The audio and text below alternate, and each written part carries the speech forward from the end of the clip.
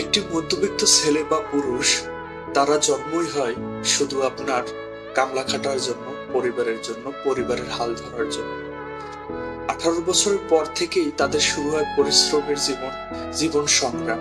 তারপরে পরিবারকে ভালো রাখা, পরিবারের পর যখন সংসারে নতুন একজন যোগ হয় তাকে ভালো রাখা, তার সাথে আরেকজন যোগ হলে মানে সন্তান, তাকেও ভালো রাখা। পরিবারে তার যুদ্ধ করতে করতেই তার আপনার জীবন শেষ হয়ে যায়। কিন্তু তার যে কিছু শখ আহ্লাদ এবং জীবনের কিছু পছন্দের জিনিস আছে, সেগুলো সে কখনোই কাউকে বলে না। তাই মধ্যবিত্ত পুরুষের যদি পরিবারের একটু দেখে, তার একটু শখ আহ্লাদ, তাহলে তার জীবনটাও ধন্য হয়ে যায়।